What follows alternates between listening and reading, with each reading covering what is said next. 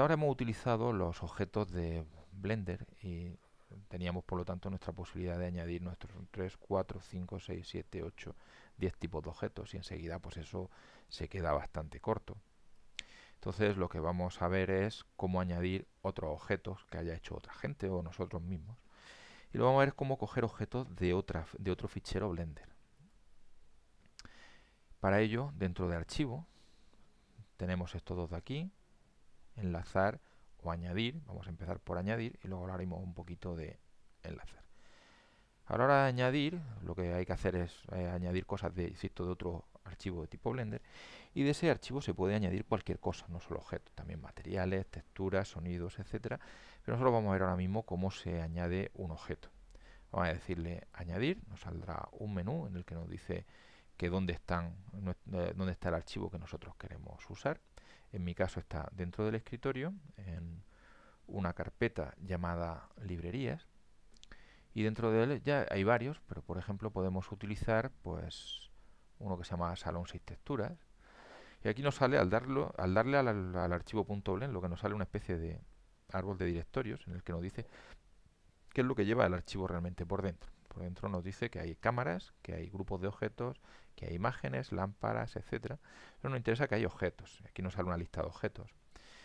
Decir que aquí el que ha hecho esta librería no ha tenido el detalle de ponerle el nombre a los objetos, con cuyo motivo es difícil saber cuál es círculo 3 y cuál es círculo 5, pero bueno, por lo menos tenemos algunos con un nombre bastante sencillo. Silla, pues es de esperar que sea una silla.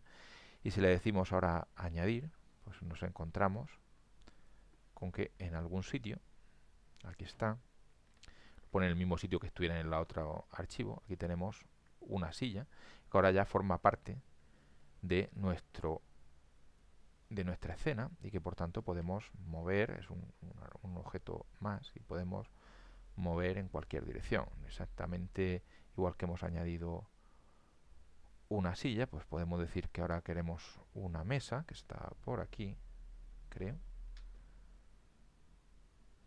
No veo la mesa por ningún lado, así que vamos a añadir cualquier otra cosa. Por ejemplo, hasta aquí es table, aquí está. Bueno, pues hemos añadido nuestra mesa y tenemos ahora a nuestra disposición dos tipos de objetos, aparte de los anteriores, que son sillas y mesas, que podemos utilizar para hacernos un salón o cualquier cosa. Eso lo que hemos hecho es añadir. La ventaja de añadir objetos es que aparecen como objetos normales y podemos modificarlos para bien y para mal. Cuando el objeto sabemos que está muy bien hecho, nos puede interesar añadirlo sin querer modificarlo. Para eso se utiliza, en vez de añadir, la posibilidad de enlazar. El problema es que si nosotros enlazamos objetos, los objetos que enlacemos no se pueden modificar. No se pueden modificar en ningún sentido, ni siquiera se le puede modificar ni la posición ni el tamaño. La solución es utilizar lo que se llaman grupos de objetos. Aquí tenemos algunos grupos que he hecho yo y tenemos por ejemplo un grupo sofá. Una vez que se coge el grupo sofá, lo que aparece es pues un nuevo objeto, pero se puede modificar, se puede escalar, se puede girar, pero sin embargo no se puede modificar en el sentido de editar y cambiar su topología o sus materiales, etcétera, con cuyo motivo queda cerrado y es difícil que podamos meter la pata y estropear ese objeto que estaba en nuestra librería. Aparte de poder utilizar objetos de otros archivos, imaginemos por ejemplo que queremos más sillas. Si queremos 4 sillas, ya tenemos una silla aquí. Para meter 4 sillas, la idea de coger, abrir 4 veces la librería y buscar cuál es el objeto que nos gusta, etcétera, es un poco pesado. Y Blender lleva la opción de poder hacer una copia de cualquier objeto que tengamos dentro de nuestra escena. Hay dos formas de hacer copias y vamos a ver enseguida cuáles son las diferencias. Es lo que se llama copia enlazada y copia sin enlazar. Vamos a empezar por la copia enlazada. Cogemos el objeto que nos interese, lo seleccionamos y la copia enlazada se hace con Alt D. Pulsamos y vemos que ahora si movemos, pues lo que tenemos es una segunda silla.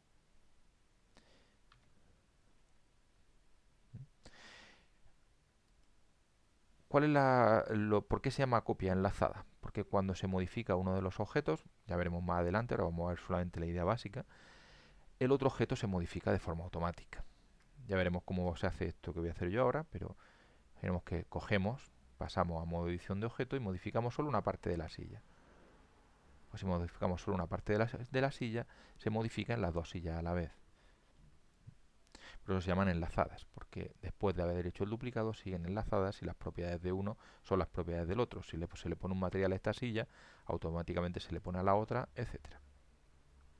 La otra forma de duplicar es lo que se llama el duplicado sin enlazar y se hace con las teclas Shift-D. Bueno, funciona exactamente igual y nos encontramos con otra copia de la silla. ¿Cuál es la diferencia? Pues que si ahora cojo esta silla y la modifico, los que estaban enlazados se modifican con él y los que no estaban enlazados pues no se modifican con él. Si texturizo esta silla, no se texturiza esta silla. ¿Cuál se debe de utilizar? Si lo que vamos a querer luego es que todos los objetos sean iguales, mejor copia enlazada por si luego queremos cambiar algo. Y si lo que pretendemos es objetos parecidos pero no exactamente iguales, mejor copia no enlazada.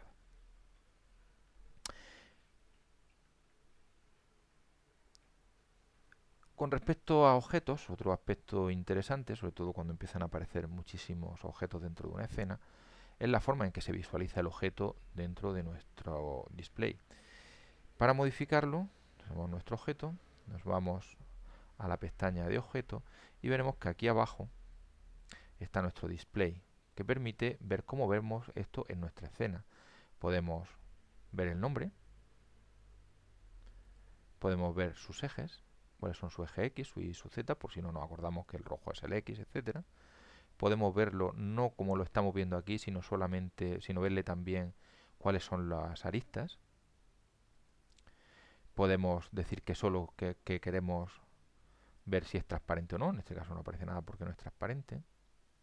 Podemos verlo tipo rayos X. ¿Para qué sirve? Pues para si pasa por debajo de un objeto, si está en modo rayo X, se sigue viendo. Es como si fueran los huesos vistos en rayo X. A veces pues es cómodo.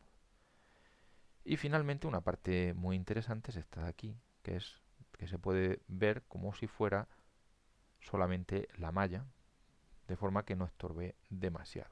También se puede modificar el color del objeto.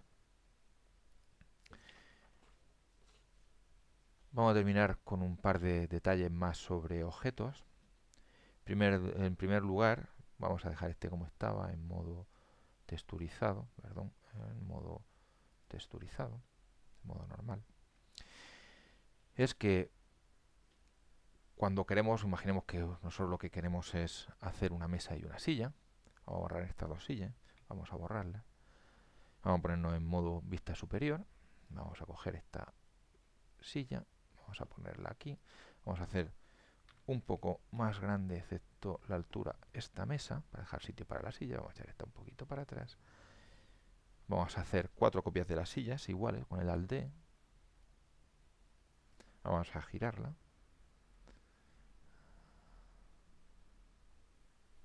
Aquí está. Hacemos otra copia de la silla.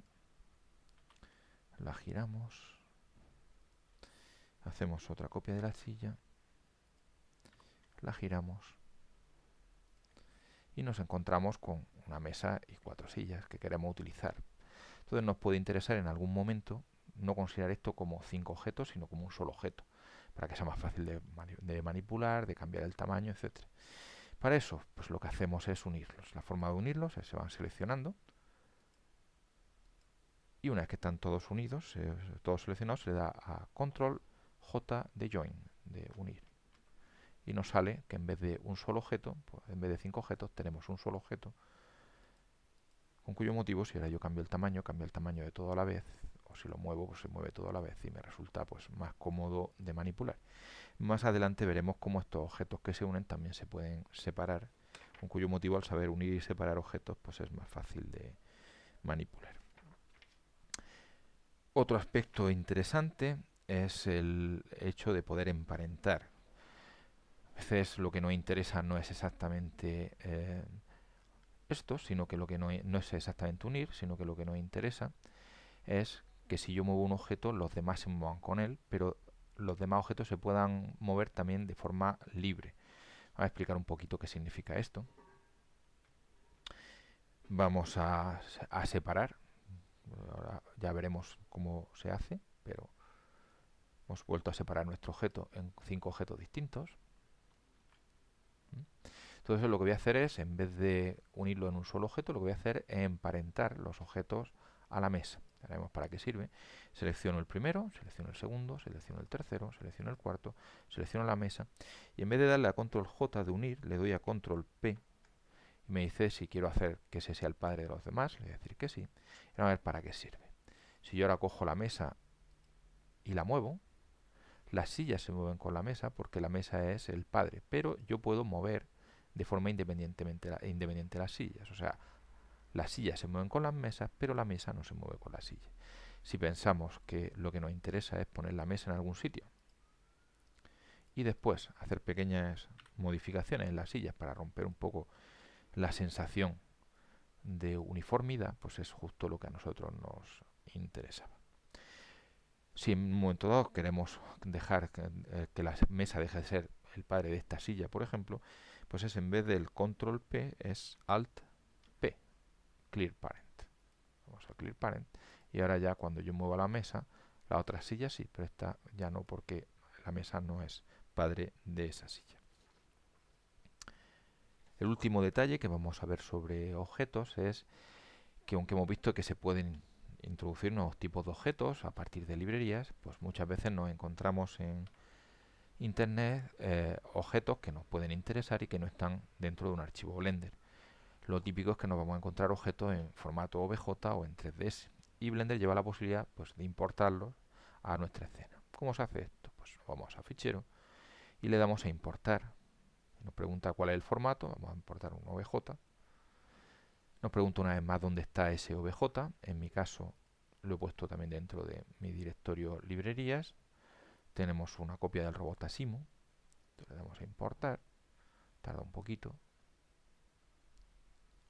Y nos encontramos con que dentro de nuestra escena nos ha aparecido un objeto que se puede escalar y que es, pues, el famoso robot Asimo. Una vez que está importado, pues es un objeto más con el que puede trabajar Blender tranquilamente, del que se pueden también hacer copias con el Alt-D, y así tenemos dos robots, etcétera.